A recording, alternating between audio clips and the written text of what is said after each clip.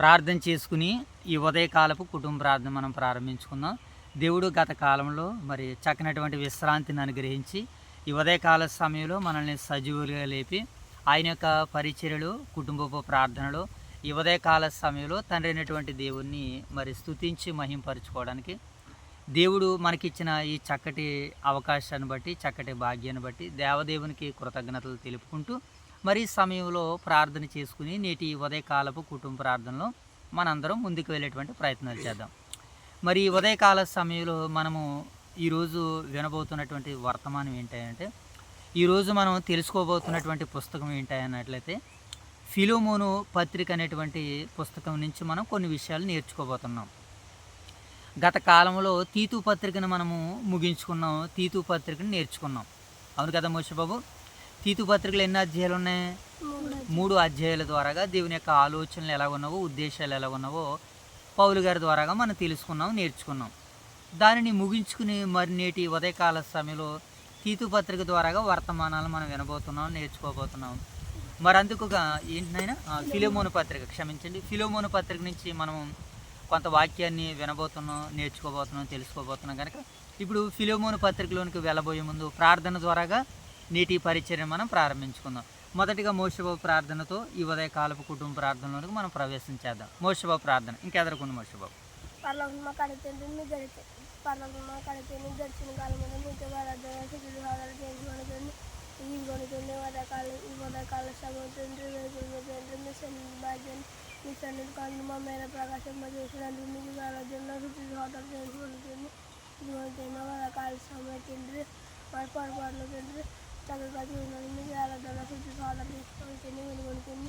ఉదయకాల సమయం తండ్రి ఇలా మనకు రాసిన పత్రిక తండ్రి మొదటి అధ్యాయం తండ్రి మేము చదువుతుండగా నేర్చుకుంటుండగా మాకు సముద్రమంటే జ్ఞానం ప్రయాణించండి. ఏమంటే మా స్థానిక సంఘం దీవించాలని కాచి కావాలి, వదులు వైఎస్ఆర్ స్థానిక సంఘం దీవించాలని కాచి కావాలి, పరిస్థితులందరూ దీవించాలని కాచి కాపాడుతుంది. మీ ప్రార్థన మా ప్రభుత్వం తీసుకోబడిన మా రక్షణ మా శ్రీకృష్ణనామని ప్రార్థన సమృద్ధించడం మా పిల్లకాయల కొత్తండ్రి. ఆమేన్. జయతల్లి ప్రార్థన స్వరమెత్తి గట్టిగా ప్రార్థన చేయాలి. పర్లోక మా కంటే నీకే తెచ్చుకుని మీకు పర్లోక మా కంటే నీకు గడిచిన కాలం అయితే మీరు ఎక్కింద కాచుకొని నీకు తెచ్చుకున్నాం అవుతుంది. మేము నిన్న కాలస్తంలో అవుతుంది, నిన్న కాలం మేము వాకించవచ్చు చదువుకున్నాం అవుతుంది. మేము బాగా వాకించవుతుంది సొంత నీకు నుంచి మీరు తెచ్చుకున్నాం అవుతుంది. ఈ సాయంత్రకాల ఈ మధ్యాహ్న కాల సమయంలో అవుతుంది అవుతుంది.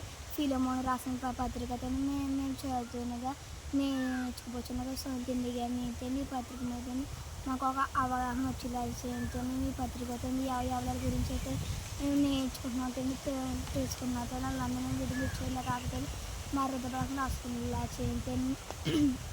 ఈ లేచిన బిడ్డలంతా కానీ వర్గం లీడేచ్చు మాకు ప్రేమించే స్థానిక సంఘం దీవించండి. దాని బోధులు వైఎస్ఆర్కి సంఘం దీవించాలి, సంఘం కాపాడి దీవించాలి. బస్సును వీళ్ళు రాని కుటుంబం కూడా ఆశ్రయించండి. 2 సంఘం శాఖలను దీవించండి. నూతనంగా తరచు మీ శాఖలను దీవించండి. ఈ ప్రార్థన ఆమేన్. వెరీ గుడ్ నాయన. ప్రార్థన చేసుకుందాం. మహాగణుడైన మా తండ్రి, మహోన్నతుడైన దేవ, పరిశుద్ధుడైన తండ్రి, మీ ప్రేమ కలిగిన నామానికి కృతజ్ఞతలు, వందనాలు, స్తుతులు, స్తోత్రాలు తండ్రి. దేవా, ఈ సమయంలో మీ ప్రియకుమారులు మా రక్షకుడైన యేసుక్రీస్తు ప్రభుల వారి నామంలో పరిశుద్ధాత్మ ప్రేరణతో, పరిశుద్ధాత్మ శక్తితో, సహాయంతో ఈ ఉదయకాలపు కుటుంబ ప్రార్థనలో భాగంగా ఫిలోమోను పత్రిక నుంచి నాయన మీ ఆలోచనలు, ఉద్దేశాలని మేము తెలుసుకోవడానికి, బైబిల్ పఠనంగా లేఖన భాగాలను చదవడానికి మేము సిద్ధపడుతుండగా మీ యొక్క పరిశుద్ధాత్మను మీరు మాకు తోడుగా సహాయంగా అనుగ్రహించండి. ఈ సమయంలో బాలురుగా ఉన్నటువంటి నీ బిడ్డలు ఇరువురు చేసినటువంటి ప్రార్థనలకు ప్రతిఫలాలు దయచేయండి. అలాగే తండ్రి, ఈ సమయంలో మీరు మమ్మల్ని ప్రేమించి ఇచ్చినటువంటి మా యొక్క స్థానిక సంఘాలు ఓదూరు వైఎస్ఆర్ నగర్లో ఉన్నటువంటి క్రీస్తు సంఘాన్ని, సంఘ బిడ్డలను, దైవజనులను, పెద్దల కుటుంబాలను, నూతనంగా బైబిల్ తర్ఫీదవుతున్నటువంటి యువ సేవకుల కుటుంబాలను జ్ఞాపకం చేసుకుంటున్నాం ప్రభా. గత కాలంలో 2 సంఘాల ద్వారాగా నాయన బైబిల్ తరగతిని, అలాగే నాయన కృత జ్ఞాపకార్థ కూడికను మీరు జరిగించారు తండ్రి. అందును బట్టి మీకు వందనాలు. ఉదయకాల సమయంలో వైఎస్ఆర్ నగర్లో అక్షయ ఆహరణ ఉదయకాలపు నాయన సమయంలో నాయన మీ యొక్క సహాయాన్ని అనుగ్రహించి సంఘ పరిచయను ముందుకు నడిపించినందుకు కృతజ్ఞతలు తండ్రి. అలాగే రేపటి ఉదయకాల సమయంలో జరగబోతున్నటువంటి నాయన జ్ఞాపకార్థ కూడికను బట్టి మీకు వందనాలు. ఇలా 2 సంఘాల ద్వారాగా జరుగుతున్నటువంటి పరిచర్యలు మీరు దీవించి, ఆశీర్వదించి, అభివృద్ధి పరచండి. మీ మహిమ కొరకు, మీ ఘనత కొరకు, అలాగే సంఘాన్ని కాపాడుతున్నటువంటి బిడ్డలందరినీ దీవించి ఆశీర్వదించండి. అలాగే ప్రభు ఈ సమయంలో సంఘాలలో ఉన్నటువంటి బలహీనులను, రోగులను మీరు ముట్టండి, స్వస్థపరచండి. అలాగే ప్రభు ఆర్థిక రుణాలతోనూ, అప్పుల సమస్యలతోనూ, అలాగే వేదనలతోనూ నేను పని లేకుండా ఉన్నటువంటి బిడ్డలను జ్ఞాపకం చేసుకోండి. చక్కనటువంటి ఉపాధులు వారికి దయచేయండి. కష్టపడి పనులు చేస్తున్నటువంటి బిడ్డలకు మీ తోడును సహాయాన్ని దయచేయండి. ఏ బిడ్డలైతే కుటుంబాన్ని కష్టపడి కట్టుకోవాలనుకుంటున్నారో ఆ పిల్లలందరికీ మీ సహాయ సహకారాలు అనుగ్రహించండి. తండ్రి ఈ దినమునకు కావలసిన నడిపింపును, ఆత్మశక్తిని బిడ్డలకు అనుగ్రహించండి.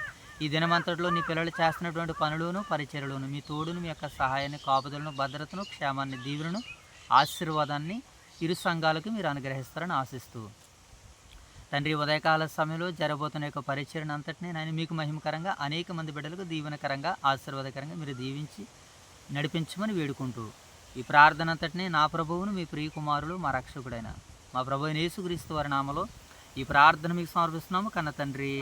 ఆమేన్. అందరికీ వందనాలు ప్రియులరా.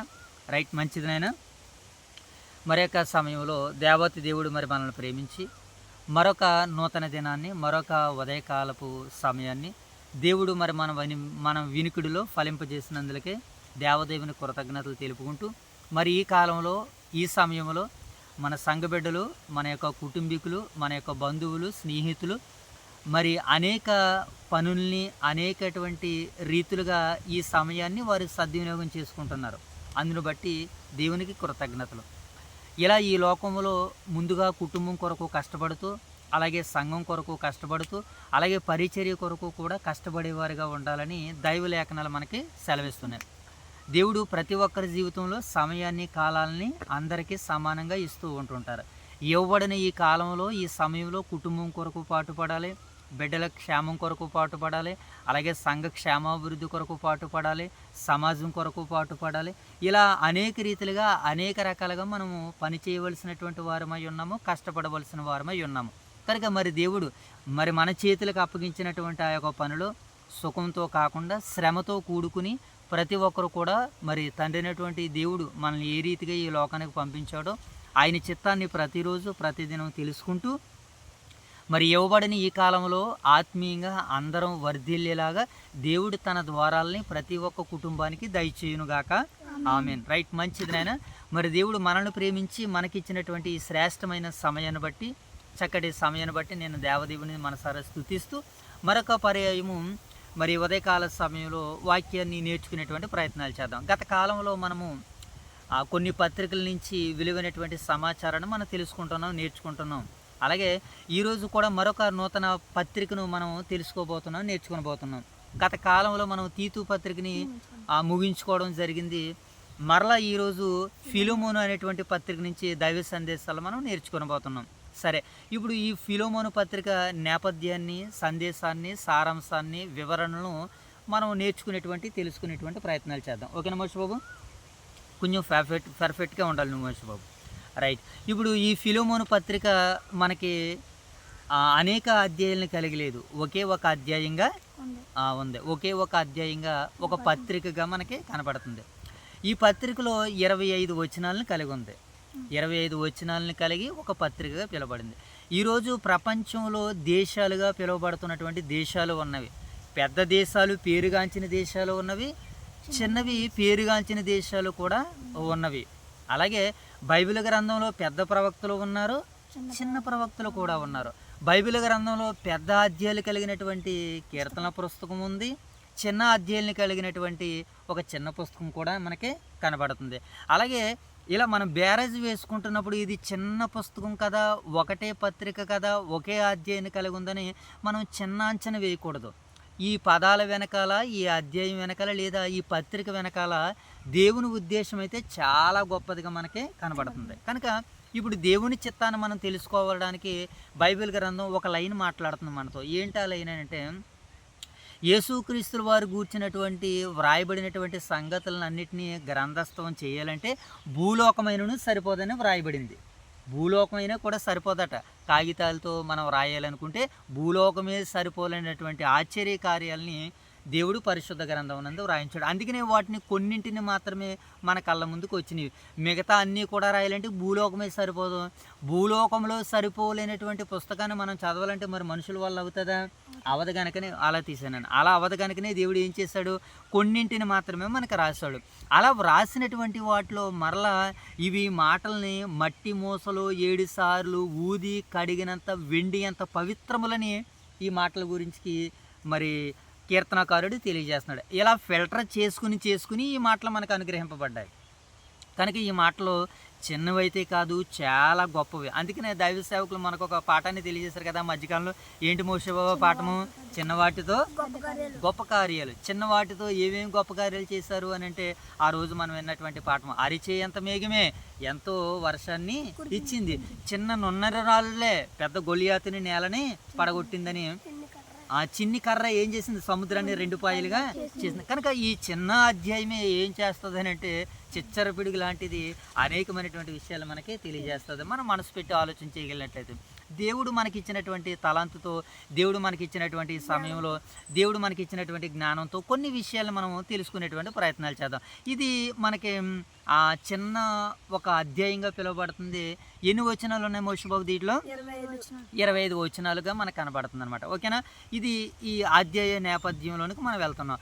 ఇది ఆ పుస్తకాలలో గ్రంథంలో ఎన్నో పుస్తకంగా మనకు కనబడుతుంది అంటే 57వ పుస్తకంగా మనకి ఇది కనబడుతుంది. ఓకేనా? ఇది ఈ పత్రికని పౌలు గారు ఎవరికి రాస్తున్నాడు? ఫిలోమోను గారికి వ్రాస్తున్నాడు. ఇప్పుడు వ్రాయబడినటువంటి సందర్భాల్లోనికి వెళ్ళే ముందు ఈ అధ్యాయంలో ఉన్నటువంటి వ్యక్తుల పేర్లు, వాటి యొక్క అర్థాలని ముందుగా మొదటిగా మనం తెలుసుకుంటూ నేర్చుకుంటూ ఈ అధ్యాయంలోనికి వెళ్ళేటువంటి ప్రయత్నాలు చేద్దాం. ఆల్రెడీ మనం ఇప్పుడు అధ్యాయంలోనికి ఎంటర్ అవుతున్నాం. ఇది ఎన్నో పుస్తకం మనం చదువుకున్నాం? పరిశుద్ధ గ్రంథంలో 57వ పుస్తకం. ఈ 57వ పుస్తకంలో ఒకే అధ్యాయాన్ని కలిగి ఉంది. ఇది ఫిలోమోను పత్రిక 25 వచనాలతో మిళితమై ఉంది. ఇప్పుడు ఈ పత్రికలో ఉన్నటువంటి వ్యక్తుల యొక్క పేర్లను మనము తెలుసుకునేటువంటి ప్రయత్నాలు చేద్దాం. మొదటిగా ఈ ఫిలోమోను పత్రికలో మొదటగా మనకు అనిపించేది ఎవరంటే అపోస్తలుడైనటువంటి పౌలు గారు. పౌలు గారు అనే పేరుకి అర్థం ఏంటి మోషే బాబు? చిన్నవాడు లేదా తక్కువైనటువంటి వాడు అనేటువంటి అర్థాన్ని పౌలు గారి పేరుకి కలిగి ఉంది. ఓకేనా? ఇది మొదటి మాట.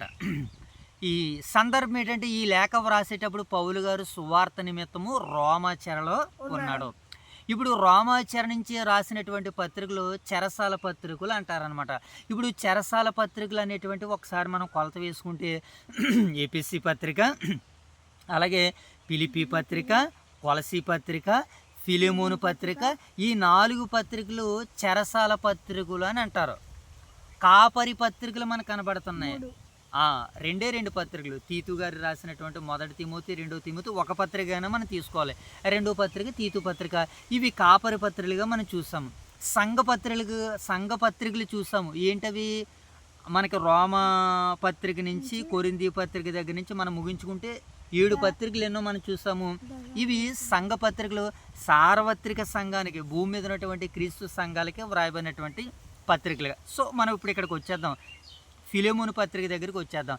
ఇది చెరసాలలో నుంచి పౌలు గారు రాస్తున్నటువంటి పత్రిక, చివరి పత్రిక అనుకోవచ్చు. ఇది 4వ పత్రిక, ఏమంటే ఫిలోమోను పత్రిక. ఓకేనా మోషే బాబు? ఈ పత్రిక ఎక్కడి నుంచి రాస్తున్నాడంటే ఆయన చెర నుంచి వ్రాస్తున్నట్లుగా మనకి కనపడుతుంది, చెరసాల పత్రికలు. ఓకే, ఇప్పుడు మనము ఈ పత్రిక పౌలు గారు పేరుకి అర్థం చూసాం కదా, చిన్నవాడు లేదా తక్కువైనటువంటి వాడు అనేటువంటి అర్థాన్ని కలిగి ఉంది. ఇక ఫిలోమోను అనేటువంటి ఇది ఎవరంటే ఒక వ్యక్తి అనమాట. ఈయన ఎవరు అని అంటే కొలసీ నగరానికి చెందినటువంటి ఒక ధన సంపన్నుడు అనమాట. ఎవరైనా కొలసీ ప్రాంతానికి చెందినటువంటి వాడు. ఇప్పుడు కొలసీ ప్రాంతం అనగానే కొలసీ సంఘాన్ని కట్టింది ఎవరన్నా మనం నేర్చుకున్నాం. ఎపఫ్రోదితు అనేటువంటి ఆయన కొలసీ సంఘాన్ని కట్టినట్లుగా మనకు కనబడుతుంది. ఆ సంఘంలో ఒక గొప్ప ఎవరన్నమాట, ఈయన ధన సంపన్నుడిగా ఉన్నాడు, ఫిలోమోను గారు అనమాట. ఈయన ఫిలోమోను పేరుకి అర్థం ఏంటంటే ప్రేమికుడు లేదా అనురాగం కలవాడు. ఫిలోమోను పేరుకి అర్థం ఏంటి మోషే బాబు? ప్రేమికుడు లేదా అనురాగం గలవాడు అనేటువంటి అర్థాన్ని ఇస్తుంది. ఏమండి, పౌలుకు ఆత్మీయ మిత్రుడు. ఎవరినైనా పౌలుకు ఆత్మీయ మిత్రుడు. ఇతని ఇంటిలో సంఘం కూడా ఉంది. ఏమండి, ఇతని ఇంటిలో సంఘం కూడా ఉంది. అదే కొలసి సంఘం అనమాట. ఏమండి, ఇప్పుడు ఒనేసిము పారిపోయాడు కదా, పారిపోయినటువంటి బానిస యజమానుడే ఈ ఫిలెమోను గారు అనమాట. ఇతను కొలసి నగరానికి చెందినటువంటి ఒక ధన సంపన్నుడు. మనకి అపోస్తుల కార్యాలలో ఎక్కువ భూములు కలిగినటువంటి ఒక ఆయన ఉంటాడు. ఎవరు? బర్నబా గారు అనమాట.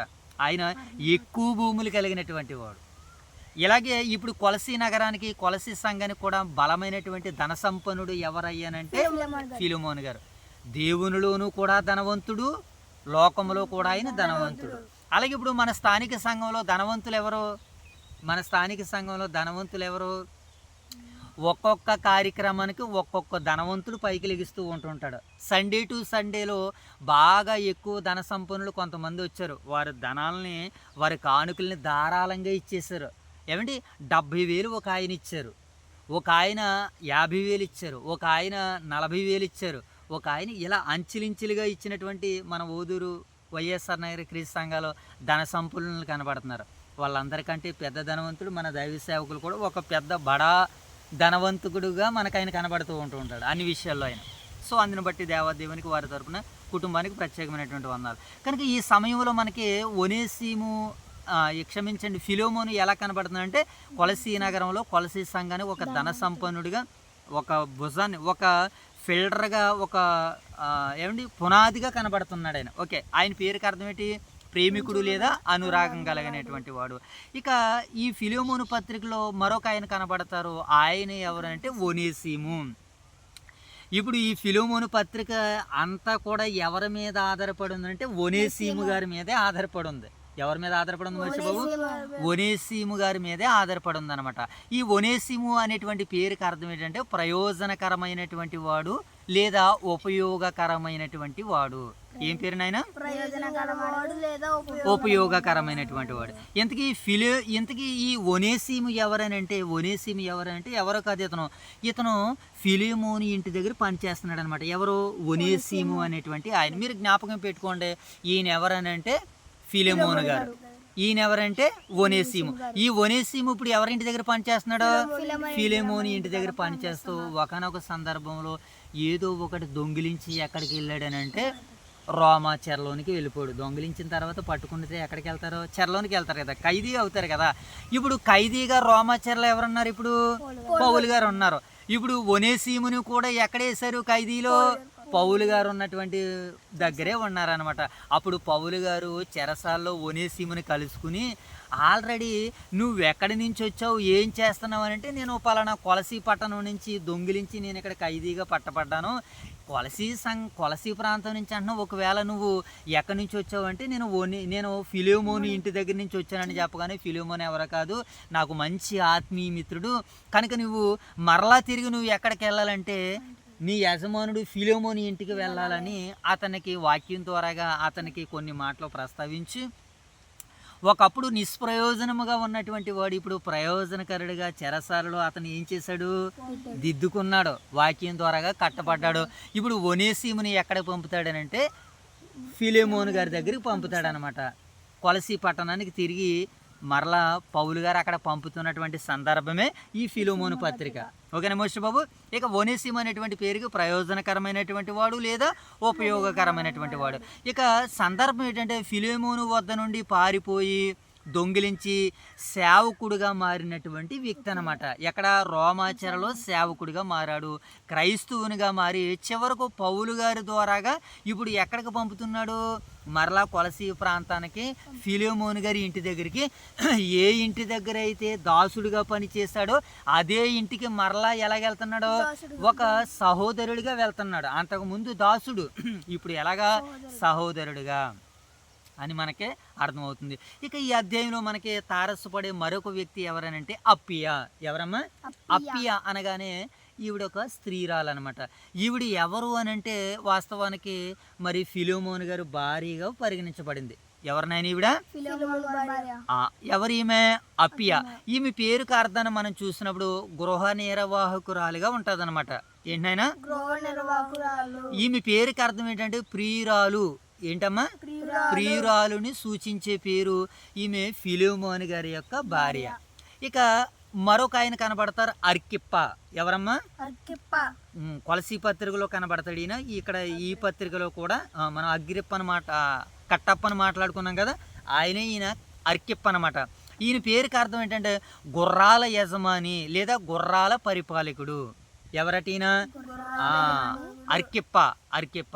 ఈయన ఎవరనంటే ఒకవేళ ఫిలోమోను గారి యొక్క కుమారుడిగా ప్రస్తావిస్తున్నారు చాలామంది. ఒకవేళ అలాగైనా అనుకోవచ్చు, లేదా అక్కడ ఒక మంచి సేవకుడిగా, ఒక మంచి పనివాడిగా, మరి ఫిలోమోను గారి దగ్గర ఉంటున్నటువంటి ఒక మంచి సేవకుడిగా మనకు కనబడుతున్నాడు అనమాట. ఓకేనా మోషే బాబు? ఇది ఫిలోమోను పత్రికలో ఉన్నటువంటి వ్యక్తులు, వారి పేర్ల అర్థాలు, వాటి యొక్క సందర్భాలని మనము టూకీగా విన్నాం కదా. ఇప్పుడు ఫిలోమోను పత్రికలోనికి ఎంటర్ అవుదాం మనము.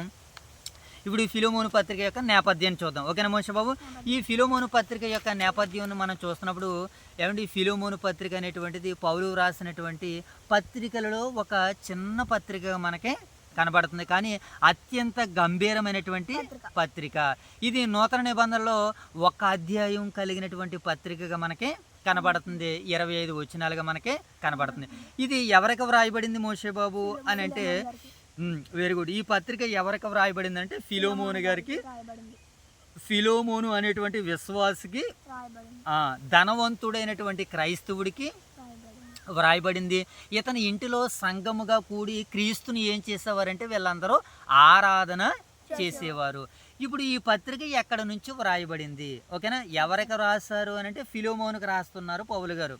ఇప్పుడు ఉద్దేశం ఏంటో మనం తర్వాత చూద్దాం. ఇప్పుడు నేపథ్యంలో భాగంగా ఈ పత్రిక ఎక్కడ నుంచి వ్రాయబడింది? వాస్తవానికి మరి పౌలు గారు ఈ పత్రిక వ్రాసే సమయానికి ఎక్కడ ఉన్నారనుకున్నాం?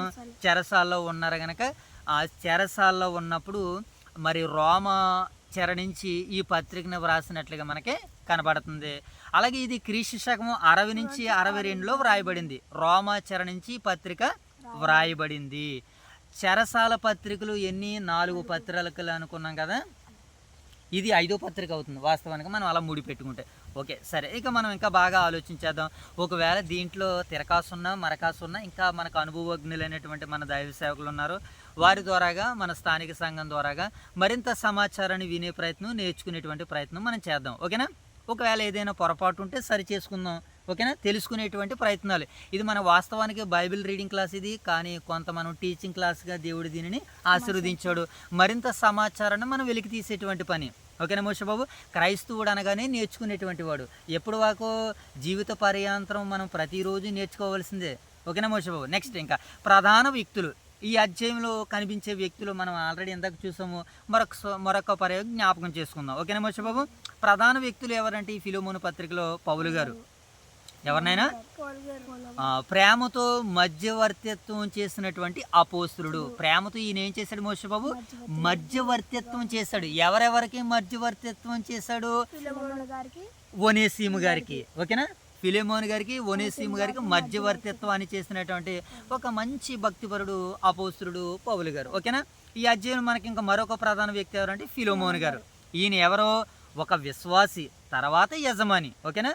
ముందుగా యజమాని, తర్వాత ఒక మంచి విశ్వాసిగా, ధన సంపన్నుడిగా, ఆ సంఘానికి భరోసా ఇచ్చేవాడిగా, ఒక మంచి ధనవంతుడిగా మనకు కనబడుతున్నాడు.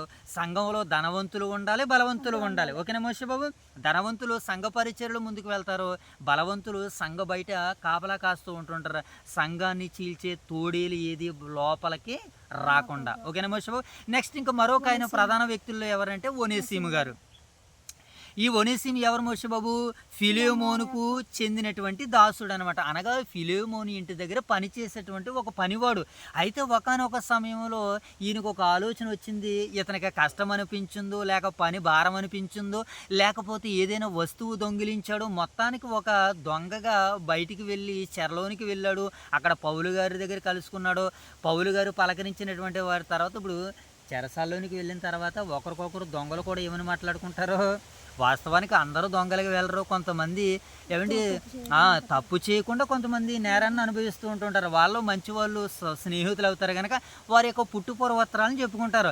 అలాగే పౌలు గారు చెరలోనికి వెళ్ళినటువంటి తర్వాత ఇతరుల యొక్క పుట్టుపూర్వత్రాలు తెలుసుకుని వారిని చైతన్యవంతులుగా చేసి, సేవకులుగా మార్చి, జత పనివారిగా చేసి, సేవకులుగా నిలబెట్టినటువంటి మహాఘనత వహించినటువంటి వారే అపోస్తుడైనటువంటి ఇప్పుడు ఒనేసిము ఫిలోమోనుకి చెందినటువంటి దాసుడు అనమాట. పారిపోయిన తర్వాత క్రీస్తునందు మార్పు చెందినటువంటి వాడిగా ఈ అధ్యాయంలో పేర్కొనడం జరిగింది. ఓకేనా మోషే బాబు?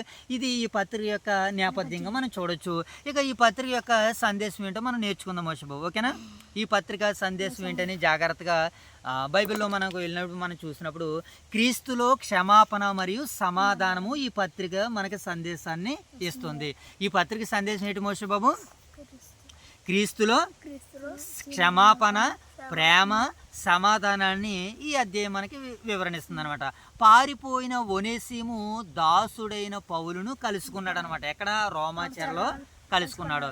క్రీస్తుని స్వీకరించాడు. అక్కడికి వెళ్ళిన తర్వాత పౌలు గారి దగ్గరికి వెళ్ళినటువంటి తర్వాత వారు ఎవరైనా సరే క్రైస్తవుడిగా మారిపోవలసిందే. అక్కడ అంటాడు, అగ్రిప్పరాజు అంటాడు అనమాట, పౌలా ఎంత సులభంగా నన్ను క్రైస్తవుని చేయి చూచుచున్నావని. ఒక్కొక్కరికి ఆ వాక్చాతుర్యాన్ని, టాలెంట్ని ఇస్తారు. నిజంగా మన సేవకునితో ఎవరైనా ఒక్క 10 నిమిషాలు మాట్లాడితే వారు క్రీస్తుకి బానిసలుగా మారిపోతారు. అలా మార్చేస్తారు ప్రియులు బిఎల్ రాజు గారు. ఆ తలాంతిని, ఆ వాక్యతుర్యాన్ని సేవకులకి బహుమానంగా ఇచ్చారు కన్న తండ్రి అయినటువంటి దేవుడు. ఆయనకి చాలా తలాంతులను ఇచ్చాడు. అయ్యే ఆత్మ సామర్థ్యం ఆయనకి ఇవ్వబడింది, అనుగ్రహింపబడింది. అందుకనే ఆయన వెనకాల ఎక్కడున్నా సరే పరిగెత్తుకుని వెళ్ళాలనిపిస్తుంది, పిలవగానే వెళ్ళాలనిపిస్తుంది. కారణం ప్రభువు వారిని ఆ రీతిగా వాడుకుంటున్నారు కనుక. ఇప్పుడు పౌలు గారి దగ్గరికి చెరసాల్లోనికి వెళ్ళాడు ఎవరో? ఒనేసిము గారు. అప్పుడు ఏం చేశాడు? పౌలుని కలుసుకున్నాడు, చెరసాల్లో క్రీస్తుని స్వీకరించాడు. పౌలు అతడిని తిరిగి మరలా ఫిలోమోను దగ్గరికి, అంటే సమాధానంతో రాయబారాన్ని పంపుతున్నాడు అనమాట. ఏమండి, ఎక్కడ పంపుతున్నాడు? ఫిలోమోను గారి దగ్గరికి పంపుతూ ఇలా చెప్పాడు అనమాట, ఇక అతడిని దాసునిగా చూడొద్దు. మరలా ఈ పత్రిక ఎవరి ద్వారాగా పంపాడు? ఇప్పుడు ఒనేసిము ద్వారా కానీ ఈ పత్రికని పంపుతూ ఆ పత్రికలు ఈ మాట రాస్తున్నాడు అనమాట. ఇక అతడిని దాసుడిగా కాదు, ప్రియ సహోదరుడిగా నువ్వు స్వీకరించాలి. అంతకుముందు నీకు దాసుడు కదా, ఇప్పుడు నీ దగ్గర అతడు సహోదరుడు. అందుకని ఇప్పుడు క్రీస్తులో మనకి ఏముందనంటే దాసుడని, గ్రీసు దేశస్థుడని భేదము లేదు. అందరం కూడా సహోదరిమణులము. ఒకవేళ అర్హతలుంటే సంఘం బయటకు వచ్చినటువంటి తర్వాత, సంఘం లోపల ఉన్నంతసేపు మనం ఎవరము? సహోదరిమణులు. నేను నీ దగ్గర పని చేసినా నువ్వు నాకు సహోదరుడివే. ఇది క్రీస్తు ప్రేమతత్వం ఈ రీతిగా సంబోధిస్తుంది, తెలియజేస్తుంది. ఇక అతడిని దాసుడుగా కాదు, ప్రియ సహోదరుడిగా నువ్వు స్వీకరించాలి. ఇది క్రీస్తు సువార్త మనుషుల మధ్య సంబంధాలను ఎలా మార్చుతుందో ఈ పత్రిక మనకి చక్కనటువంటి రీతిలో సందేశాన్ని, దాసులని యజమానులని భేదము లేదు, అందరము క్రీస్తులో సమానులమే. సమాధానము అందరికీ ఒక రీతిగానే ఉంది. సమాధానము సేవకుడికి ఒకలాగా, యాజమానుడికి ఒకలాగా లేదు అని ఈ అధ్యాయంలో మనకి సందేశాన్ని ఇస్తుంది. ఇక ఈ పత్రిక సారాంశాన్ని చూద్దాం మోషబాబు. ఓకేనా? నేపథ్యం అయింది, కొద్దిగా సందేశాన్ని మనం చూసాము. ఈ పత్రిక సారాంశాన్ని మనం చూద్దాం. ఈ పత్రిక సారాంశం ఏంటి? పౌలు ఫిలోమోనుని ఏం చేస్తున్నాడంటే అభినందిస్తున్నాడు. ఏం చేస్తున్నాడు మోషబాబు? పౌలు గారు ఫిలోమోనుని ఏం చేస్తున్నాడు? అభినందిస్తున్నాడు అనమాట. ఎందుకనంటే అతని విశ్వాసము, ప్రేమ ప్రశంసించాడు. అతని విశ్వాసము, ప్రేమ. ఇప్పుడు ప్రేమ ఏంటి? ప్రేమ ఏంటంటే అతని విశ్వాసము క్రీస్తును అనుసరిస్తున్నాడు. అతని ప్రేమ ఏంటి? తన దాసుడిని కూడా క్షమిస్తున్నాడు. మరి దాసుడు వెళ్ళిపోయాడు కదా, అతను లేకపోతే ఎన్నో పనులు ఆగిపోతాయి. పనులు ఆగిపోతే ఇతనికి యజమానుడికి కోపం వస్తుంది. ఎక్కడికి వెళ్ళాడో తెలీదు, ఎప్పుడు వస్తాడో తెలీదు, వివరాలు లేవు. అలాగని నువ్వు కోపపడొద్దు. క్రీస్తునందు అతను నువ్వు స్వీకరించు, అతను నువ్వు క్షమించు. అలాంటి క్షమాపణ గుణాన్ని నువ్వు కలిగి ఉన్నావు కనుకని పౌలు ఫిలోమోన్ని ఏం చేస్తున్నాడు? ప్రశంసిస్తున్నాడు. ఇక రెండోది, ఈ పత్రిక సారాంశం రెండోది ఏంటంటే ఒనేసిము విషయమై వేడుకుంటున్నాడు అనమాట. ఒనేసిము విషయమై పౌలు ఏం చేస్తున్నాడు? ఎవరిని వేడుకుంటున్నాడో? ఫిలోమోనుని వేడుకుంటున్నాడు అనమాట. ఏమని వేడుకుంటున్నాడు అని అంటే, ఒనేసిము గతములో పనికిరానివాడు. ఒనేసిము గతంలో ఎలాంటి వాడట? పనికిరానివాడు. ఇప్పుడు ఉపయోగకరమైనటువంటి వాడు, ప్రయోజనకరమైనటువంటి వాడు. ఇప్పుడు మన బండి పోయిందనుకో, షెడ్కి తీసుకెళ్తాం. బండి పోయింది కనుక మనకి ప్రయోజనకరం కాదు. షెడ్కి వెళ్ళిన తర్వాత ఎలా ఉంటుంది? ప్రయోజనకరంగా ఉంటుంది, మరలా కొత్త బండిగా ఉంటుంది. పౌలు గారి దగ్గరికి ఫిలోమోను కూడా అలాగే వెళ్ళాడు. క్షమించండి, ఒనేసిము కూడా అలాగే వెళ్ళాడు. ప్రయోజనకరమైనటువంటి పాత్రగా, పౌలు గారి దగ్గరికి ఎవరైనా వెళ్ళాలి కానీ ప్రయోజనకరమైనటువంటి పాత్రగా చేసేసుకుంటాడు. ఈరోజు స్థానిక సంఘానికి వచ్చినటువంటి విశ్వాసులందరినీ, టీనేజ్ యువకులందరినీ కూడా ఇప్పుడు మన దైవ సేవకులు ఎలా మార్చారు? పనికొచ్చే పాత్రలుగా, ప్రయోజనకరమైనటువంటి పాత్రలుగా. రాత్రి సందీప్ అని వచ్చేసాడు మన ప్రియులు వీరేంద్ర జేమ్స్ గారితో, దైవ సేవకుల కుమారులు వీరేంద్ర జేమ్స్ గారితో ఏమండి సందీప్ అన్నయ్య కూడా వచ్చేసాడు ప్రారంభ ప్రార్థనలో, వైఎస్ఆర్ నగర్ రాత్రి ప్రార్థనకి. దైవ సేవకులు రానమ్మ గారు అడిగారు, ఏరి పిల్లలు లేరు బాబు అని అడిగారు. అమ్మ వారు చెట్టుకొకరు పుట్టుకొకరు చదిరిపోయారమ్మా, నా దగ్గర లేరమ్మా, వాళ్ళని చూసుకుంటే నాకు సమయం అయిపోద్దమ్మా, నేను రాణి గారితో సమాధానం పడడం జరిగింది. ఆవిడ అడిగారు రాత్రి సేవకురాలు రాణి గారు, పిల్లలు మోషబాబు జైతల్లి ఏరని క్లాసులో, అమ్మ వీళ్ళ చెదిరిపోయారు, వారు రాలేదని నేను వారితో సమాధాన పడ్డాను అనగా రాత్రి ప్రారంభ ప్రార్థన నుంచి వీరేంద్ర జేమ్స్ గారు రాత్రి ప్రారంభ ప్రార్థన చేసి బైబిల్ తరగతిని ప్రారంభించారు. సందీప్ అన్నయ్య ఉన్నాడు. ఆ తదుపరి రామ్ చరణ్ అన్నయ్య, మరొక ఆయన గౌతమ్ అన్నయ్య శ్రీచరణ్ అని గౌతమ్ అనే కలిసి వాళ్ళు, అంటే దైవ సేవకుల దగ్గరికి రావాలి కానీ వారు ప్రయోజనకరమైనటువంటి పాత్రలుగా మార్చుకుంటారు. ఎలా ఒనేసీముని కూడా ఎలా మార్చేసుకున్నాడో పౌలు గారు, ప్రయోజనకరమైనటువంటి పాత్రగా చేసుకున్నాడు. ఒనేసీము విషయమై ఇప్పుడు ఎవరిని వేడుకుంటున్నాడు పౌలు గారు?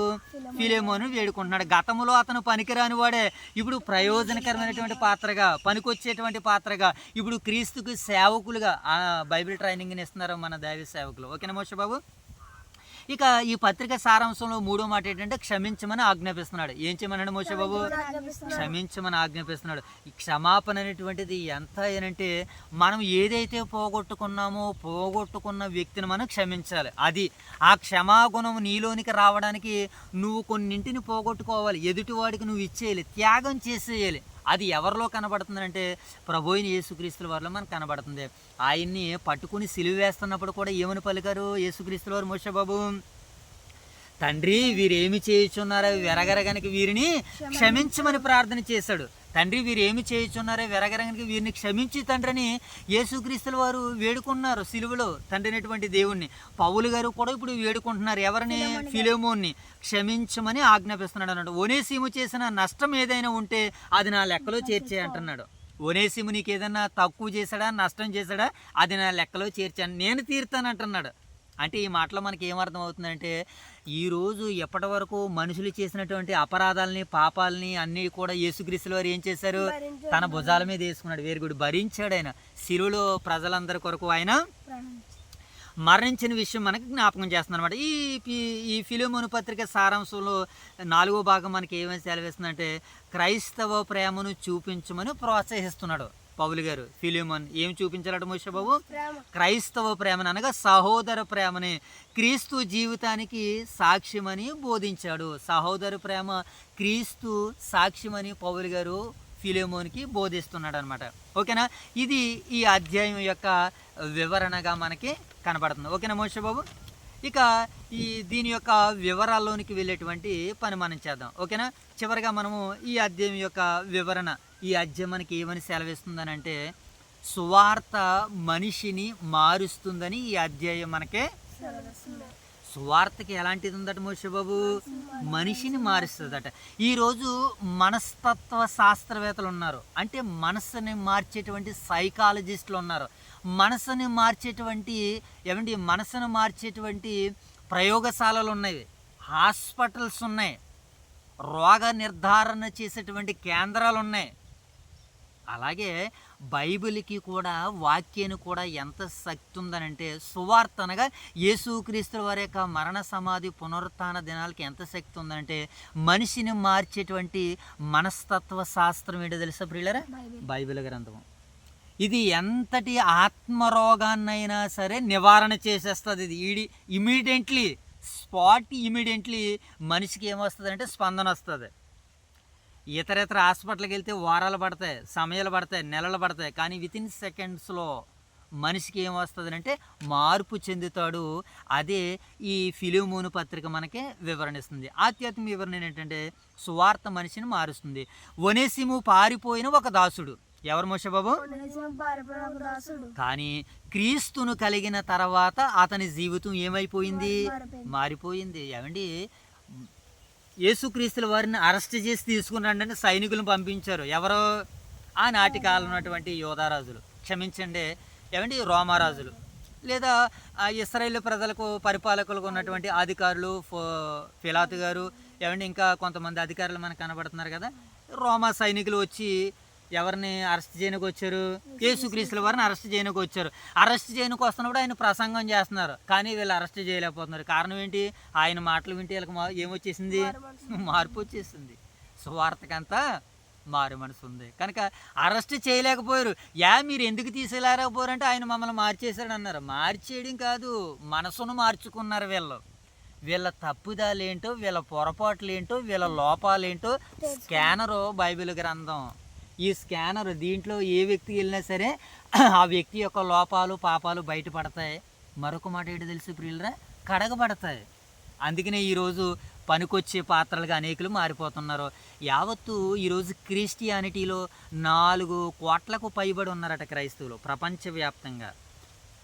ప్రపంచవ్యాప్తంలో 800 కోట్ల మంది అని అనుకుంటే సగానికి సగం పైబడి క్రైస్తవులే ఉన్నారు. కారణం ఏంటి? వాళ్ళు ఎవరెవరో తెలుసుకున్నారు బైబిల్ గ్రంథాన్ని అనుసరించి. మేము ఎవరు అంటే పాపులని తెలుసుకున్నారు. మేము ఎలా ఉండాలంటే పరిశుద్ధులుగా ఉండాలని తెలుసుకున్నారు. ఇంకెంతే మార్పు. అది మతమా లేకపోతే కులమా అన్నది కాదు. దైవ గ్రంథము, పరిశుద్ధ గ్రంథం ఏమని బోధిస్తుందో ప్రపంచ మనుషులందరూ తెలుసుకున్నారు. అదే ఈ పత్రిక సెలవిస్తుంది. సువార్త మనిషిని ఏం చేస్తుంది మోషబాబు? ఒనేసిము పారిపోయిన ఒక దాసుడే కానీ క్రీస్తును కలుసుకున్న తర్వాత అతని జీవితం ఏమైపోయింది? దేవుని కృప చెడ్డవారిని కూడా క్రొత్త సృష్టిగా మార్చగలిగేటువంటి సామర్థ్యము పరిశుద్ధ గ్రంథానికి ఉంది. నేను చెప్పలేకపోవచ్చు, కానీ దీనికి చెప్పే సామర్థ్యాన్ని దేవుడు ఇచ్చాడు. అందుకనే దేవుని పట్ల ఎవరైతే భయభక్తులు కలిగి ఉంటారో వారు ఆకాశ మండలంలో జ్యోతులను పోలిన వారు ప్రకాశిస్తారు, ఇతరులను ప్రకాశించేటట్టుగా చేస్తారు. ఈరోజు ఓదురు వైఎస్ఆర్ నగర్ క్రీస్తు సంఘాలు అనేక మందిని వెలిగించేటువంటి పనిలోనే ఉన్నాయని చెప్పడానికి నేను ఆశిస్తున్నాను. రెండవది, ఈ అధ్యాయం మనకి ఇచ్చే వివరణ ఏంటంటే ప్రియులరా మోషబాబు, క్షమాపణ. ఏంటి మోషబాబు? క్రైస్తవ జీవితపు హృదయము.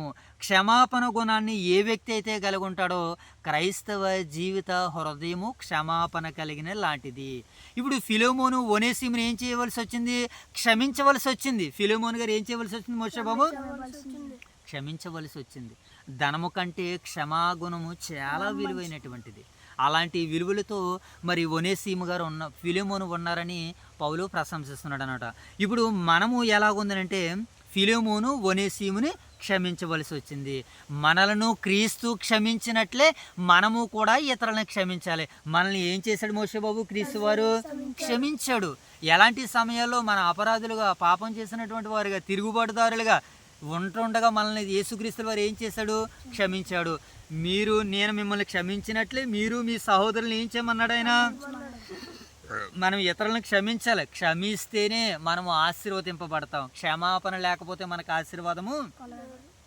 అందుకనే మనకు ఎవరి మీద అయినా కోపం ఉంటే ఏం చేయాలి తెలుసా? ప్రార్థనలు వారిని క్షమించేయాలి. ఆ తదుపరి ఆశీర్వాదం అనేటువంటి మెట్టికి అర్హులం అవుతాం మనం. ఓకేనా?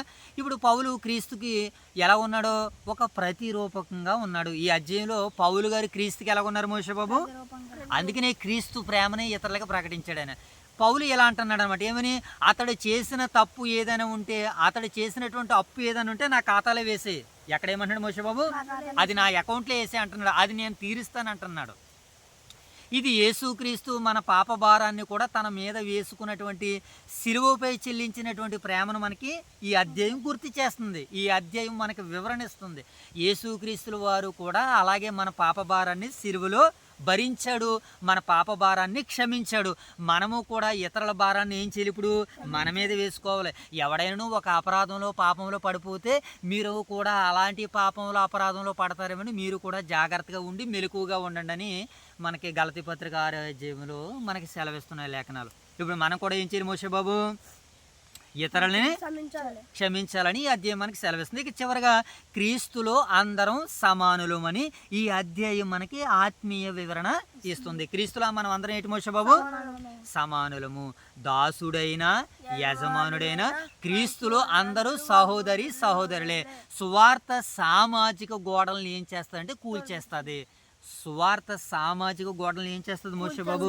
కూల్చేస్తుందని ఈ అధ్యాయం మనకి వివరణిస్తున్నట్లుగా కనబడుతుంది. ఓకేనా? ఇది ఈ అధ్యాయం యొక్క నేపథ్యము, సందేశము, సారాంశము, వివరణ. ఇక ఇప్పుడు టూకీగా ఈ అధ్యాయం మనం ఒక్కసారి టూకీగా చదివేసుకుని మనం ముగించేసుకుందాం మోషబాబు. త్వరగా వేగంగా చదువుతాను, మీరు అర్థం చేసుకోవడానికి ప్రయత్నం చేయగలిగినట్లయితే. ఓకేనా? వేగంగా చదువుకుందామా, స్లోగా చదువుకుందామా? ఓకేనా మోషబాబు? Are you ready? Come fast. ఇంకొంచెం నువ్వు ఫ్రంట్గా ఉండాలి. ఓకేనా? రైట్. ఇప్పుడు మొదటి వచనం చదువు. మొదటి వచనం చదువునాను మోషబాబు. క్రీస్తు యేసు ఖైదీనైన పౌలను నేను సహోదరుడైనటువంటి తిమోతియు ప్రియుడును జత పనివాడినని ఫిలోమోనుకు. అంటే ఇప్పుడు ఫిలోమోను ఎవరట అయినా క్షమించండి, ఎవరట అయినా ప్రియుడును జత పనివాడు. అంటే పౌలు గారికి ఈయన ఎలా ఉన్నారు? జత పనివాడిగా ఉన్నాడు, ప్రియుడిగా ఉన్నాడు. ఏమండి? ఇంకేమన్నాడు? మన ఫిలోమోనుకును మన సహోదరి అయిన అప్పియాకును తోటి యోధుడును అరికిప్పనకును నీ ఇంటనున్న సంఘమునకు శుభమని చెప్పు వ్రాయినది. ఇప్పుడు ఫిలోమోని ఇంటనున్నటువంటి సంఘానికి రాస్తున్నాడు. ఫిలోమోని ఇంట సంఘం అంటే ఇప్పుడు కొలసి సంఘానికి లెటర్ రాస్తున్నాడు. ఆ కొలసి సంఘంలో ధన సంపన్నుడుగా ఉన్నటువంటి ఫిలోమోనికి విషయాలను రాస్తున్నాడు. తన భార్యని జ్ఞాపకం చేశాడు, తన కుమారుని కూడా ఇక్కడ జ్ఞాపకం చేసినట్లుగా తన ఇంట సంఘానికి వందనాలు చెబుతున్నట్లుగా మనకు కనబడుతుంది. 3వ వచనం చదువు మోషే బాబు. మన తండ్రి అయిన దేవుని నుండి యేసుక్రీస్తు నుండి కృప సమాధానం మీకు కలుగును గాక. ఆమేన్. 4వ వచనం.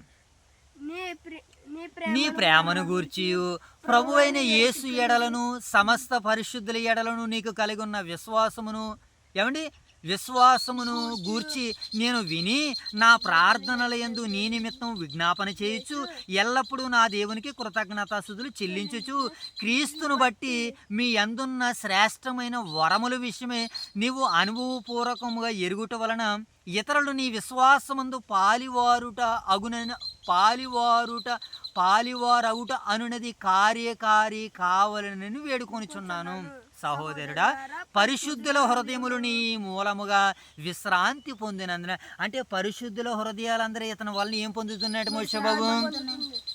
పరిశుద్ధుల హృదయాలు విశ్రాంతి పొందుతున్నాయి. మన విశ్రాంతి ఏంటి? శరీరానికి విశ్రాంతి ఇస్తాం, కానీ ఇక్కడ హృదయాలు విశ్రాంతి పొందుతున్నాయంట. ఆత్మ సంబంధమైనటువంటి పరిచర్య ఎంత గొప్పదో చూడండి మోషే బాబు. హృదయము. నిన్నటి కాల సమయంలో విన్నాము, అన్న ఏ స్వరాన్ని దేవుడు విన్నాడని నేర్చుకున్నా. Very good. ఏ స్వరాన్ని విన్నాడు మోషే బాబు? హృదయ స్వరాన్ని విన్నాడు.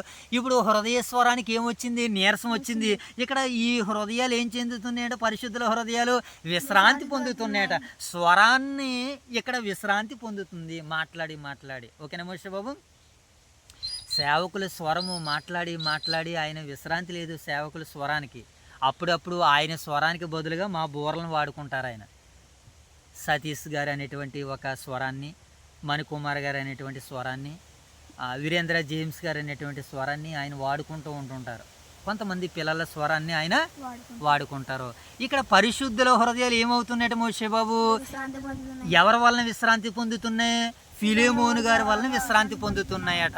ఇప్పుడు మీనా హృదయాలు మన ద్వారాగా ఎవరి హృదయాలన్నా విశ్రాంతి పొందుతున్నాయా?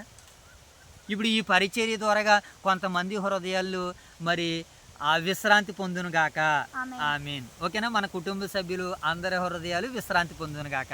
ఓకే. ఇప్పుడు ఫిలోమోని అంట సంఘాన్ని బట్టి ఏం పొందుతున్నాయట? విశ్రాంతి పొందుతున్నాయి. ఇప్పుడు మన పరిచర్యను బట్టి కూడా ఎవరి హృదయాలు విశ్రాంతి పొందాలి? మన ఓదూరు వైఎస్ఆర్ నగర సంఘ బిడ్డల హృదయాలు విశ్రాంతి పొందేటట్టుగా మనం వారి పట్ల ఏం చూపించాలి? ప్రేమను చూపించాం. ఓకే. ఇంకా మనలో వాటిగా ఇంకేమన్నాడు పౌలు గారు? సహోదరుడా, పరిశుద్ధుల హృదయములు నీ మూలంగా విశ్రాంతి పొందినందున నీ ప్రేమను బట్టి నాకు విశేషమైన ఆనందము ఆదరణ కలిగిందట. ఏమండి, ఈయన ఎక్కడున్నాడు? డబల్ గేట్ మంచం మీద ఉన్నాడా? ఎక్కడ? చెరసాల్లో ఉన్నాడు. ఆయనకి ఆదరణ కలుగుతుందంట, ఆనందం కలుగుతుందంట. ఎంత అమోఘంగా క్రీస్తుని ప్రేమను వారు అనుభవిస్తున్నారో చూడండి. ఎలా అనుభవిస్తున్నారో ప్రియులారా? ఎవరైనా ఎలా అనుభవించాలి ప్రియులారా?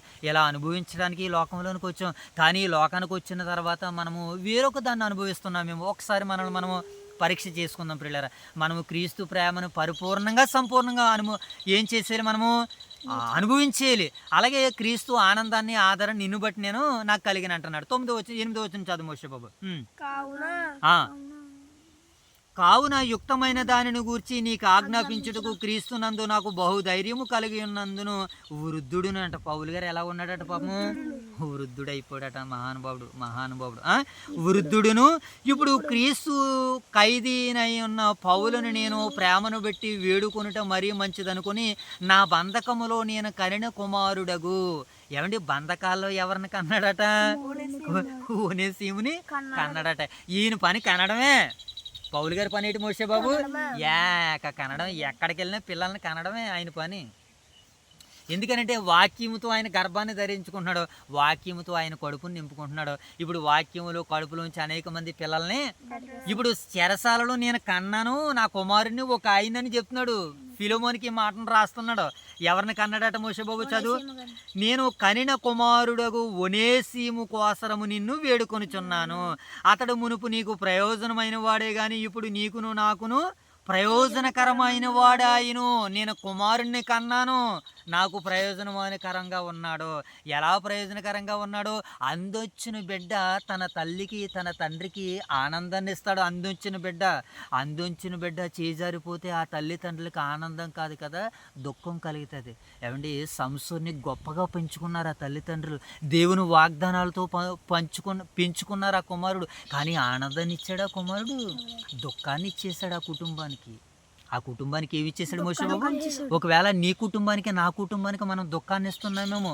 ఏమండి, మన స్థానిక సంఘాలకి మన ద్వారాగా ఒకవేళ దుఃఖాన్ని ఇస్తున్నామేమో. మన సంఘాలకి మనము దుఃఖాలని ఇవ్వకూడదు. మన సంఘానికి మన ఆనందాన్ని ఇవ్వాలి. మన రక్తాన్ని చెమటగా చేసి మన సంఘానికి మన ప్రాణాన్ని పణంగా పెట్టాలి. అలా ఇప్పుడు వృద్ధుడిగా కన్నాడట. వృద్ధాప్యంలో కన్నడం ఏంటండి?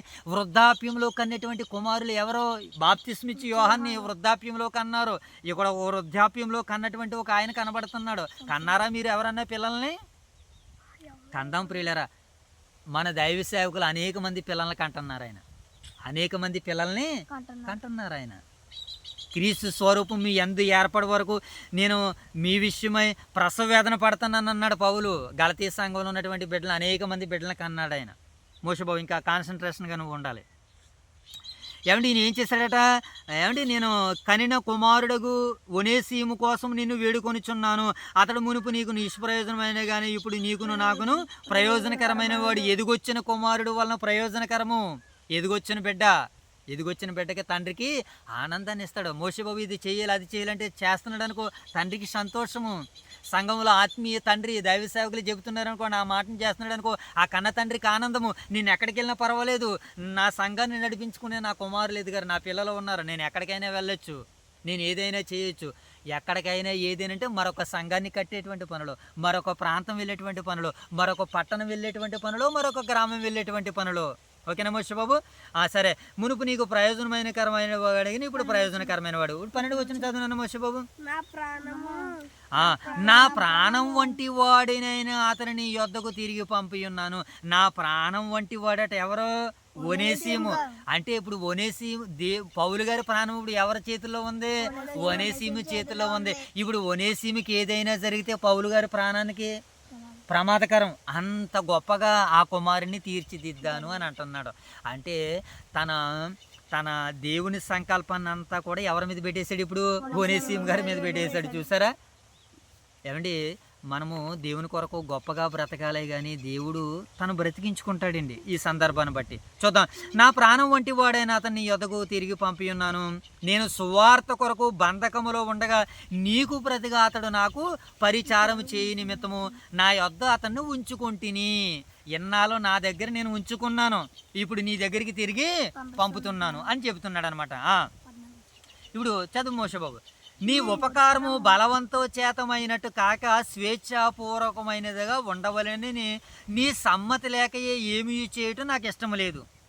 అతడికి మీదట దాసుడుగా ఉండక దాసుని కంటే ఎక్కువవాడిగా ప్రియ సహోదరుడుగాను విశేషంగా నాకును శరీర విషయమందు ప్రభు విషయమును మరీ విశేషంగా నీకును ప్రియ సహోదరుడును నీ యొద్ద ఎల్లప్పుడూ ఉండిటికే కాబోలు అతడు కొద్ది కాలము నిన్ను ఎడబాసి ఉన్నాడో. ఇదిగో కొద్ది కాలము మోషేలాగా కొద్ది కాలం నిన్ను ఎడబాసి ఉన్నాడు కదా. అది ఎందుకనంటే అది కొద్ది కాలం ఎందుకు విడిచిపెట్టాడంటే అతను ప్రయోజనకరంగా ఉండడానికి కొద్ది కాలం విడిచిపెట్టాడేమో. ఇప్పుడు నీకు దాసుడు కాదు, అతను ప్రయోజనకరమైనటువంటి వాడు. అతని దగ్గర దాసుడిగా ఉన్నాడేమో. నువ్వు ఆ లెక్కలతో కొలవకో, ఇప్పుడు క్రీస్తు లెక్కలతో కొలువు అని ఈ సందర్భాలతో పౌలు ఏం చేస్తున్నాడు మోషే బాబు? ఆయన్ని చెబుతున్నాడు అనమాట. ఫిలోమోన్ గారు చెప్తున్నాడు అనమాట. ఇక మీదట అతడు దాసుడుగా ఉండక దాసుని కంటే ఎక్కువ వాటట. ఒక ముందు అతని దగ్గర ఎలా ఉన్నాడో దాసుడుగా ఉన్నాడు, ఇప్పుడు దాసుడు కంటే ఎక్కువ. కనుక నువ్వు అతన్ని తక్కువ వాడిగా చూడొద్దు. ఎందుకనంటే పౌలు ఇప్పుడు సిఫారసు చేస్తున్నాడు, పౌలు రికమెండేషన్ చేస్తున్నాడు. ఒక మాట చెప్పమంటారా? ఇప్పుడు మన స్థానిక సంఘంలో దైవ సేవకులు ఎవరి గురించి చెబితే వారిని సంఘము ఆ రీతిగా చూస్తుంది. సంఘము సతీష్ కిరణ్ గారు ఒక మంచి దైవ సేవకుడు. సంఘం అంతా కూడా ఒక సేవకులుగా ఆయన చూస్తుంది. సేవకుడితో అతను అలా నడుస్తున్నాడు కనుక. ఒక మణికుమార్ గారు సంఘాన్ని అలా నడిపిస్తున్నారు. ఎలాగా? ఒక దైవ సేవకుడిగా నడిపిస్తున్నారు. ఒకవేళ దైవజనులు రాలేదు అని అనుకోండి, ఒక దైవ సేవకుడు అక్కడ తన పాత్రను ఆ అన్నయ్య మణికుమార్ గారు పోషిస్తున్నారు, సతీష్ కిరణ్ గారు పోషిస్తున్నారు, ప్రియులు వీరేంద్ర జేమ్స్ గారు పోషిస్తున్నారు. ఇక అనేక మంది నూతన సేవకులు ఉన్నారు. ఏమండి? ప్రసాద్ అయ్య గారు, ఇంకా ఏమండి, ఇంకా కొంతమంది అన్నయ్యలు ఉన్నారు. ఇంకా కొంతమంది ఇలా పౌలు గారు కూడా ఇప్పుడు ఈయన గురించి ఎంత గొప్పగా చెబుతున్నాడు. పరిచర్య అంత గొప్పగా చేశాడు కనుక. ఒనేసిము ఏమండి దాసుడైపోయాడు. అవును, క్రీస్తు కొరకు నువ్వు దాసులుగా ఉంటే ఆయన నిన్ను ఘనతగా చేస్తాడు. ఆయన అర్హమైనటువంటి పాత్రగా చేస్తాడు. ఏమండి, ఈరోజు అధికారుల కంటే గొప్ప పదవినిచ్చాడు దేవుడు. లోకములో అధికారులని డిగ్రీని చూసి మనం ఫీల్ అవుతున్నామేమో. మన వెనకాల ఉన్నటువంటి బ్యాక్గ్రౌండ్ ఏంటో తెలుసా? బ్యాక్గ్రౌండ్ ఏంటో తెలుసా? Oduru YSR Nagar church of Christ members, మనం క్రీస్తు సైనికులు, క్రీస్తు సేవకులు. అలాగా పౌలు ఇప్పుడు ఒక ధన సంపన్నుడికి చేస్తున్నాడు అనమాట. నువ్వు సహోదరుడిగా భావించాలి. అతను అందరికంటే నా ప్రాణం వంటి వాడు. నువ్వు ఏదైనా అతన్ని గొప్పగా చేస్తే నన్ను చేసినట్టు అని చెబుతున్నాడు. అతను అలా చెబుతున్నాడు. అప్పుడప్పుడు దైవ సేవకులతో మన పిల్లలు వెళ్తున్నప్పుడు దైవ సేవకులకి ఇచ్చేటువంటి ఆధిక్యత, గౌరవం వారికి ఇవ్వబడుతూ ఉంటుంటాయి. గౌరవం ఆధిక్యతలు ఇవ్వబడుతూ ఉంటుంటాయి. అంత గౌరవ ఘనతలు దేవుడు ఇస్తున్నాడు ఇప్పుడు ఒనేసిము గారికి. చదువునాను ఆ మాట. 16వ వచనం. ప్రియ సహోదరుడు గాను మరీ విశేషంగా శరీర విషయమును ప్రభు విషయమును మరీ విశేషంగా నీకును ప్రియ సహోదరుడు గాను నీ యొద్ద వెళ్ళప్పుడు ఉండేటిగా కాబోలు. కొద్ది కాలం విడిచాడు అంతే కదా. కొద్ది కాలంలో ఇప్పుడు ఏం చేశాడు? ఆయన ఫుల్ ట్రైనింగ్ తీసుకున్నాడు. ఇప్పుడు క్రీస్తు కొరకు ఫుల్ ట్రైనింగ్ తీసుకున్నాడు. ఇప్పుడు నా దగ్గర నేనే తర్ఫీదునిచ్చాను ఆయనకి. క్రీస్తు ఎంత గొప్పవాడు అతను చెబుతాడు. అవసరమైతే ఇప్పుడు నువ్వు ఏం చేయలే, ఒనేసిము గారి ద్వారాగా ఇప్పుడు ఫిలోమోను గారు నేర్చుకోవాలా? అలాగని తక్కువ చేసి మాట్లాడలేదు సుమా. ఇద్దరు సమాన భావము అని. ఏమండి, మన దైవ సేవకులు ఏమని చెప్తారని తెలుసా? నాకంటే నా పిల్లలు గొప్పగా చెప్తారండి అంటారు. కారణం నాకంటే గొప్పగా చెప్తారంటున్నారు. అలాగని ఆయన తక్కువ చేసినట్లా కాదు, వారిని గొప్ప చేసినట్లు. ఓకేనా? ఇంకా తర్వాత మాట 17 వచనం. కాబట్టి నీవు నన్ను నీతో పాలివానిగా ఎంచిన ఎడల నన్ను చేర్చుకున్నట్లు, మోషేబాబు అతన్ని కూడా చేర్చుకుంటున్నాడు. నన్ను చేర్చుకున్నట్లు. పౌలు గారు రాగానే మనం ఏం చేస్తాం? దైవ సేవకులు రాగానే మనం ఏం చేస్తాం? దూరం నుంచి చెప్పగానే ఇలా వందలండి అయ్యగారు అంటాం. ఇప్పుడు దైవ సేవకుల్ని ఎవరైతే అనుసరిస్తున్నారో, దైవ సేవకుల్ని ఎవరైతే కుమారులుగా కన్నారో, క్రీస్తు సైనికుల్ని, క్రీస్తు సేవకురాలని అనేక మంది కుమారులని కన్నారో, ఇప్పుడు ఆ కుమారులకి సేవకులకు మనం ఎంతైతే వందన వచనం ఇస్తామో, ఎంతైతే హృదయ ప్రేమను కనబరుస్తామో, అట్ ద సేమ్ స్టైల్ కూడా మనం ఎవరికి ఇవ్వాలి? క్రీస్తు. ఏమంటే సేవకులను అనుసరిస్తున్నటువంటి పిల్లలకి ఇవ్వాలి. సేవకులను అనుసరిస్తున్నటువంటి వారందరికీ మనం ఇవ్వాలి. వందనాలండి అని మనం గౌరవపూర్వకంగా, హృదయపూర్వకంగా. నువ్వు నన్ను ఎలాగైతే చేర్చుకుంటావో ఇప్పుడు ఒనేసిమును కూడా నువ్వు అలాగే ఏం చేయాలి? చేర్చుకోవాలి. పౌలు గారు రాగానే సన్మానించావా? ఒనేసిమును కూడా ఇప్పుడు సన్మానించు. అంత గొప్పగా చెబుతున్నాడు ఆయన. ఇది దీంట్లో తారతమ్యము లేదు. ఇంకేమంటున్నాడు మోషేబాబు? అతడు నీకేమైనను కాబట్టి నీవు నన్ను నీతో పాలివానిగా ఎంచిన ఎడల నన్ను చేర్చుకున్నట్లు అతన్ని కూడా చేర్చుకో. అతడిని నీకు ఏ నష్టమైనను కలగజేసిన ఎడల నీకేమైనను రుణమన్న ఎడల అది నా లెక్కలో చేర్చుము. పౌలను నేనే నా స్వహస్తముతో ఈ మాటలు వ్రాయిచున్నాను, అది నేనే తీర్తును. ఒకవేళ అతను ఏదైనా అప్పు చేశాడా? అప్పు నేను తీరుస్తానంటున్నాడు. తన అప్పుని నేను కడతాను అంటున్నాడు. ఇంకెంతకంటే భాగ్యం ఏముంది? అప్పుడప్పుడు దైవ సేవకులతో మేము ఉన్నప్పుడు మేము ఏదైనా పొరపాట్లు చేసినా, తప్పుదలు చేసినా ఆయన మమ్మల్ని అమౌంట్ ఇచ్చి తీసుకుని బయటకు వచ్చేస్తూ ఉండేటువంటి వాడు. ఒకనొక సందర్భంలో ఒక చిన్న దాంట్లో మేము దొరికిపోతే మమ్మల్ని ఆయన విడిపించారు పోలీసుల చేతిలో నుంచి. కొంత ధనాన్ని కట్టారు, ఆయన విడిపించారు, మమ్మల్ని వెల ఇచ్చి విడిపించారు. ఆత్మ సంబంధంగా మేము పాపాల్లో చిక్కుపడిపోయినప్పుడు వాక్యం ద్వారాగా మమ్మల్ని బయటకు విడిపించారు ఆయన. ఇలా అనేక సందర్భాలు మనం చూస్తున్నప్పుడు ఏమండి, ఇక్కడ పౌలు గారు కూడా ఒనేసిము గారి కోసం వేడుకుంటున్నాడు అనమాట. ఇంకేమన్నాడు? తర్వాత మాట చదువు నాయన. ఆయనను ఆత్మ విషయంలో నీవే నాకు రుణపడి ఉన్నావని నేను చెప్పనేలా? అవును సహోదరుడా, ప్రభువునందు నీ వలన నాకు ఆనందము కలగనిమ్ము, క్రీస్తునందు నా హృదయమునకు విశ్రాంతి కలగజే. ఇప్పుడు క్రీస్తునందు నా హృదయానికి ఏం కలగజేయమంటున్నావు? పరిశుద్ధులకు నువ్వు విశ్రాంతి కలగజేసావు కదా, వాళ్ళలో నేను ఒకడనయ్యా, నాకు కూడా విశ్రాంతి కలగజే. నువ్వు ఎలా విశ్రాంతి కలగజేస్తావు? ఒనేసిము నువ్వు చేర్చుకుని, ఒనేసిము నువ్వు క్షమిస్తే నా హృదయానికి కూడా, నా ఆత్మకు కూడా విశ్రాంతి కలుగుతుందని పౌలు సర్టిఫై చేస్తున్నాడు అనమాట. ఓకేనా?